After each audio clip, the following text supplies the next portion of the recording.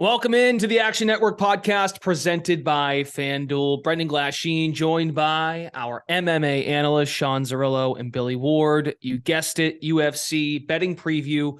We're on to UFC 286 this weekend from the O2 Arena in London.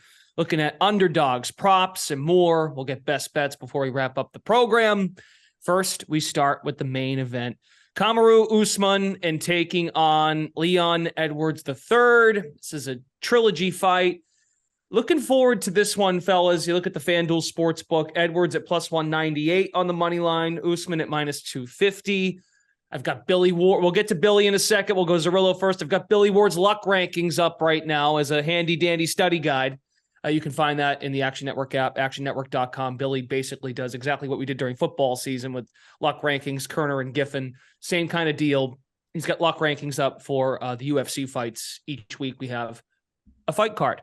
Zerillo, where are you seeing? Well, first off, thoughts on the fight, and then second of how do you want to bet it?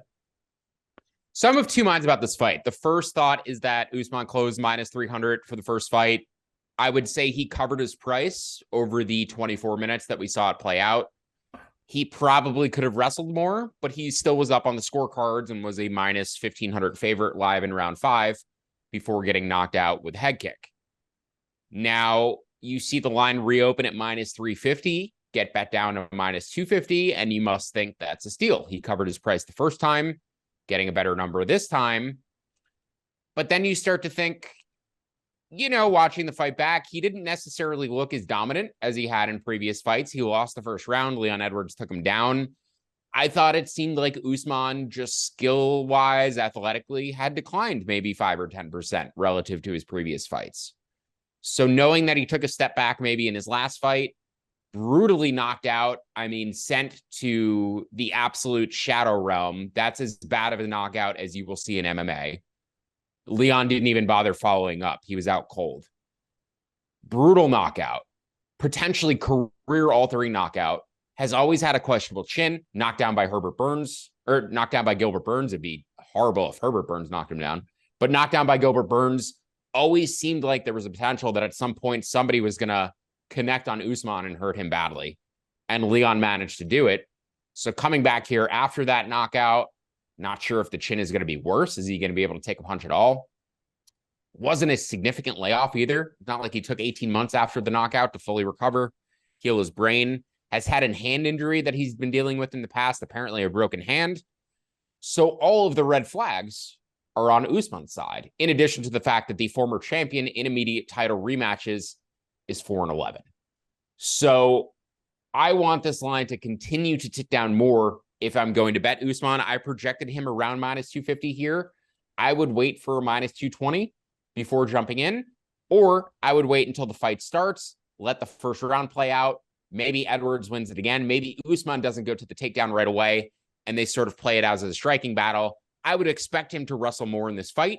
He just may not do it immediately. So maybe that price just gets a little bit tighter, a little bit closer to evens after round 1, which Leon may win with the home crowd. But then I would expect Kamaru to eventually wrestle, push him up against the cage, and look to take him down and control him. So Usman searching for a better price at a discount. One other thing I want to mention about the first fight too, that entire card took place in Salt Lake City, and we consistently saw fighters gassing out throughout that night. Edwards gassed out pretty badly in that fight and still managed to get the knockout. We know there's a cardio differential between these two guys and that Kamaru does have the better cardio, but maybe it's not as big of a gap when they're fighting in England versus Salt Lake City at elevation. So curious to see how the cardio dynamic plays out too. But all of that said, I think you are getting a discount on Usman here. I just want to wait to get the best price available. Coming off his first career knockout, trying to recover from his first career knockout. And I was reading up on the chin stuff. This is like, historically, your durability does decrease. So it makes sense as to why you want to wait for a better price for the Nigerian nightmare. Billy Ward, looking at your luck rankings, they won't bury the lead. You think Edwards is slightly overvalued, but do you agree with Zerillo that you want to wait on a better price if you wanted to take the money line on Usman? Yeah, Sean did a tremendous job breaking that one down of all the issues that there are with Usman. This wasn't really one that I necessarily want to classify as luck. I guess it's more variance. Right. It's not lucky. You know, Leon Edwards practiced that head kick. He's probably thrown it 10,000 times in his life. He knows he's fighting a guy in Usman, a boxer, wrestler type, who likes to dip his shoulders off to the side, which leaves him susceptible to that. So it's not luck, but that doesn't mean he's going to do it again, right? Like, it's really hard to catch a guy like that. You know, Usman's been training for it. You know, he's been practicing keeping his hands up, dipping more straight down rather than leaning off to the side, all of those things. So again, it's not luck, but, you know, Sean did a good job with it in that we saw him as minus 350 or so, and he looked every bit deserving of that for 98% of that fight until he got knocked out. So I'm with Sean. If you're going to play the money line, I think we can probably get a little bit better line on Usman as we get closer to it. What I'm looking for, though, is some of the end inside the distance or under 4.5 props. Under 4.5 is plus 152 on FanDuel. I know the stoppage came after that point last time, but that's incredibly rare, right? Stoppage rates go down throughout the fight, traditionally, as fighters get more tired. So Sean pointed out the cardio factor. They should have a little bit more gas in the tank in the later rounds to potentially go for stoppages due to the lack of elevation. The other thing, if I'm Usman coming into this fight, I think I'm going to be a little bit more aggressive trying to get Edwards out of there, knowing that he has the ability to knock you out. One of the flaws, I think, from how he approached it the first time is he was happy to win rounds, but never really was trying to finish Edwards. And that's fine if you know that he can't hurt you, if he can't touch you. But we know that's not the case now. We know that Edwards can put him out. So, you know, sometimes I think I get a little bit too heavy into what I would do if I were preparing for this fight versus what I think that fighter's going to do. But he's got a really good camp. If I'm the Usman side, especially in the second, third, fourth round, and you keep getting those takedowns, I think he's going to try a little bit harder to put him away, which also leaves him more susceptible to getting caught on his own right. But that's how I would approach it. So at plus 152, that's my favorite bet right now. You know, do not go to a decision. You can get plus 120, plus 130. The odds of it ending in the last half of the fifth round are pretty slim. It's probably juiced a little bit just because we saw it last time. So that under 4.5, probably the best way to play it. If you're a little scared by that late stoppage, go ahead and take the does not go to a decision at, you know, plus 125, plus 130 as well. Zerillo, any thoughts on the round angle for this fight, or does that tie into waiting possibly? I think it's worth noting that the line, even though the line on the money line has changed, the line on the total is actually the same as it was for the first fight. But Leon Edwards was my bet. It's worth noting what I bet in the first fight in my analysis in the first fight. I bet Leon Edwards small by decision in the first fight, plus 850.1 unit. His odds to win by the decision this time around are plus 450. I don't really get why that discrepancy has changed so much. I know he has the home crowd. I know his money line has moved in, but the percentage relative to his finish and his decision props has moved apparently too. And I don't necessarily get that. I don't think he's necessarily more likely to win minutes in this fight unless Usman decides not to wrestle. So I would tend to lean towards Usman decision, Leon inside the distance if I was going to pick a winning method and their likelier winning method. So I'm a bit surprised that Leon's decision line moved in as much as it did. I was probably going to look to play that again if it was at a similar number. Let's dive into favorite underdogs. It's a big prelim card, and then 4 more fights, including the one we just, not including the one we just talked about, 4 more on the UFC 286 main card. Where are we seeing value for underdogs, Zerillo? I like Dusko Todorovic plus 185 against Christopher Duncan. One of 2 Chris Duncans that we have on this card. The UFC has 2 Chris Duncans signed to their roster. They decided to confuse all bettors and put both of them on the same fight card. So when you go to search for Chris Duncan on your betting board, you're going to find 2 of them. But and there's a Christian Leroy Duncan and then yes, Chris Duncan. Yes, we have Christian Duncan and Chris Duncan. So you can differentiate by the chin versus the Chris. But in terms of this fight, I just don't think the money line makes any sense in terms of who has the grappling upside, who's more active, and that is Todorovic. He's also the UFC veteran, has been in the octagon more frequently, more accustomed to the environment. Duncan, I believe, is English, so he will be the home fighter. But in terms of how the fight plays out, Dusko has some huge liabilities on the feet. He's not good defensively. He fights out of a karate stance and he keeps his head low. He keeps his hands low.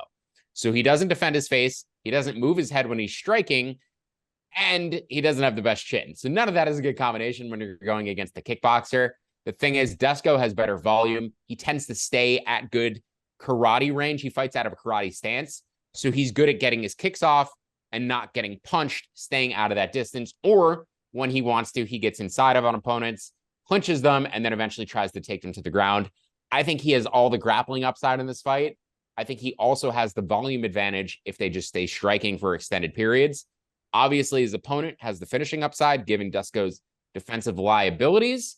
But in terms of finishing upside on the mat, I give it all to Dusko as well. So this should be closer to a pick 'em price, in my opinion. You're getting Dusko all the way up at plus 195. I probably projected him closer, I believe, to plus 140, just because of the finishing upside factor and the durability stuff on the feet. But clear value side in the underdog here, Dusko Todorovic, like him down to about plus 160.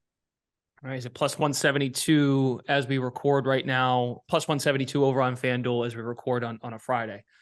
Billy, favorite dog for the weekend? Yeah, we got the main card opener as a middleweight title, or not title fight, middleweight fight between Marvin Vettori and Roman Dolidze.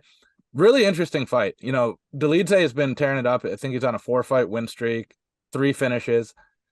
And we know Marvin Vettori, right? He's been near the top of the middleweight rankings for a long time. Pretty much only lost to former champions or former title challengers. So this is a big step up for Dolidze. But I'm going with Dolidze at plus 225. The issue with Vettori is he's, I would say, primarily a striker, but he doesn't put people away. You know, he kind of pitter-pats, wins minutes, wins rounds. Dolidze has crazy power. He knocks out people.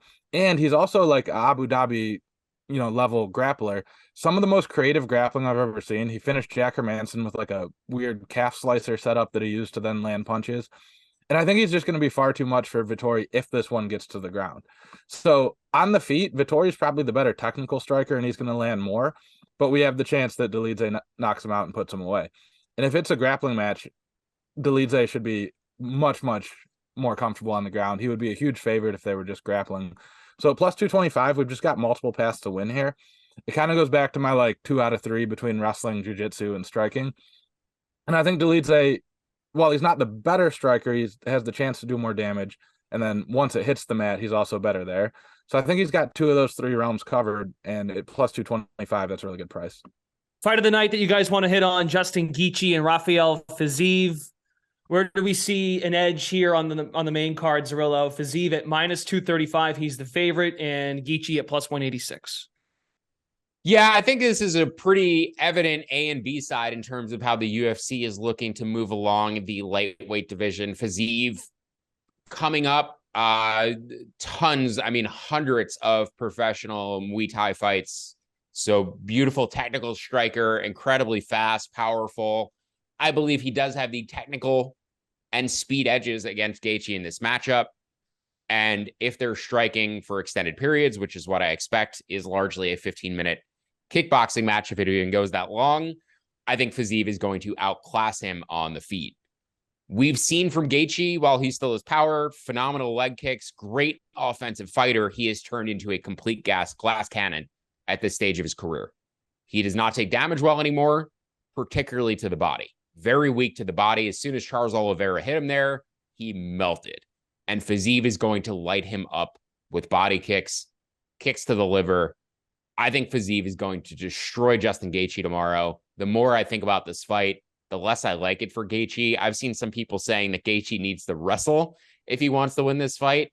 He never offensively wrestles, and frankly, Fiziev's takedown defense looks so good in his last fight against RDA. I think this guy is going to compete for a title. I don't know if he's going to beat Islam Makhachev, but I think he's certainly good enough and well-rounded enough that he deserves a title shot and is going to get to it. So this is the type of fight that they put on for him, not only to build him up in terms of just getting an exciting fight in general, potential fight of the night contender, but also because Justin Gaethje is the type of big name opponent who he's capable of finishing. I think he finishes him with body shots here. He may even do it in the first round. So Rafael Fiziev, like him on the money line, like him by knockout at plus 140, like him inside the distance at plus 115.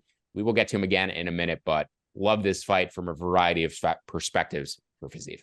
Yeah, the method of victory, Fiziev, KO, TKO, that is the top one on the board as far as the more based on the odds, the more likely scenario to play out at plus 140. So Zerillo seeing value there. Billy, your thoughts on the fight? I think you've got a Fiziev angle as well. Yeah, Brendan, you teed it up perfectly for me. I'm looking at Fiziev by knockout, plus 140, as you mentioned. It's pretty straightforward, right? He's not going to submit Justin Gaethje. He's not going to submit anyone. He doesn't try to do that. So it's decision or knockout. And as Sean pointed out, Gaethje has gotten a little bit more fragile through time, and he's just a brawler. Like, he's going to come forward and trade with him, which means someone's probably going to get knocked out. It's a horrible style matchup for Gaethje. I hear the wrestling angle. If I thought Gaethje would wrestle, I'd consider, playing his money line or looking at him as underdog, but we don't really see him do it ever. Even if we knew that he wanted to, there's some questions about whether he'd be able to, but he doesn't want to. He just wants to go out there and brawl and have a slugfest. And against a guy who's a little bit more technical, Raphael hits that a little bit shorter but longer reach thing that I like to target, especially with striking matchups. He's younger, he's knocked out most of his three of his past four. There's really a lot to like on Fiziev. So yeah, I'm with the knockout angle. I think Gaethje stylistically lends himself to that because he's going to be willing to stand and trade with a more technical, more dynamic striker. Not only is he 5 years younger, but I just feel like in terms of the damage Gaethje has taken too, Gaethje's probably like add an extra 5 years of fight years onto his actual age too. So in terms of where these two are at in their respective careers, Fiziev streaking towards a title shot, Gaethje 0-2 in title shots and clearly on the way down. Also 6-4 record in the UFC. So he's trending towards being a 500 fighter. People look at him as still a future champion, which I don't think is the case. Sounds like for Fiziev, he'll have the edge in what Kevin Garnett once said, a bar fight. Going to be a bar fight tonight. So I like it. I might take Gaethje in a bar fight, honestly. More likely to break a glass over the bar and come at you with that. Just crazy factor, maybe go to Gaethje, but in terms of technical striking, I'll give it to Fiziev. Well, too bad he doesn't have a beer bottle with him in the ring. Let's go to our top props for UFC 286 again this weekend in London. We're breaking it down. Zerillo, you've got what do you got for us in the prop market? Yeah, Makwan Murakami, Mr. Finland. If you go to his Tapology page, the GOAT Tapology picture, it's really easy to bet this guy, actually, because he does the same thing every time. He's very dangerous for about 3 or 4 minutes, and then his cardio falls off of a cliff. But in every single one of his fights, even the ones he loses, he gets opponents to dangerous positions, puts them in very dangerous positions in the first round. So you're giving me plus 1,200 on him to win in round one, plus 600 to win inside the distance. Those are the kind of bets I'm going to play on Makwan Murakami every time he fights until he retires, because he generally gets a takedown, is able to put his arms around his opponent's neck and threaten front chokes for the first 3 minutes of the fight. And then if he doesn't get it, he either loses or is able to get a takedown in subsequent rounds and hang on with very poor cardio. But basically, you're going to play those Amir Khani early props, the round one prop, the inside the distance prop, and then look to target his opponent live after round one. The reason why I like this matchup for Amir Khani in particular is Jack Shore's moving up in weight class. Not the strongest fighter, not the most physically strong fighter, even when he was fighting at 135. So now coming up to 145, I do think Amir Khani is going to put him in dangerous positions in the first round. Will have a strength advantage before eventually gassing out. Billy, favorite prop? Yeah, I'm looking at a prelim bout between Yanel Ashmoz and Sam Patterson. Ashmoz is a pretty heavy underdog here. Even further, when you're looking at his knockout props, plus 650 or so, they've just started to come up on some of the sports books, so we might even be able to find a little bit better line in a few hours. But these guys are both making their UFC debut. Patterson's coming off the Contender Series. Ashmoz is coming off the PFL Challenger Series, which I think that's leading to the line being where it is a little bit. But the PFL Challenger Series is not all that far off from the Contender Series in terms of quality of opponent or type of fight that you're getting. I think these guys should be a lot closer on the money line, but I really like Ashmoz's knockout prop. Patterson is 6'3", extremely long. He's now tied for Jalen Turner for the tallest lightweight on the roster. But he has a really bad habit of following his jabs and his straight punches, dropping his hands instead of bringing them back to his chin. And, he gets away with that a lot of the time because he is so tall, but he doesn't keep the range nearly as well as I'd like to see from a taller fighter. He goes straight forward and straight back, doesn't change angles. So Ashmov can come over the top with a big looping punch and catch him. This is what happened to Patterson in his Contender Series bout. He got dropped in the first round, ended up recovering and winning the fight. But that's a big concern against a lower level of competition getting dropped. Additionally, Ashmaz is a really good wrestler. I watched his Challenger Series bout, got on top, really aggressively hunted the ground and pound. He fought a taller guy there too, kind of shoved him up against the fence, used that length against him, and looked to beat him up. So there's a couple different ways he can knock him out here. I think the likeliest win for Ashmaz is probably a decision due to the wrestling, but at plus 650, I'm definitely going to sprinkle a little bit on that knockout prop as well. Okay, on to best bets before we wrap UFC 286 betting preview here on the Action Network podcast. Zerillo, you're giving us a play that you're going to reiterate, a play that you like from earlier in the pod. Yeah, 15 fights on the card. Normally would want to give out a best bet on a different fight than one we've already covered. But the more I've thought about it, the more we've talked about it, Rafael Fiziev to win inside the distance at plus 115 is my favorite bet. I think it's a better way than playing his money line, given how the fight is going to play out. Likely brawl between him and Justin Gaethje.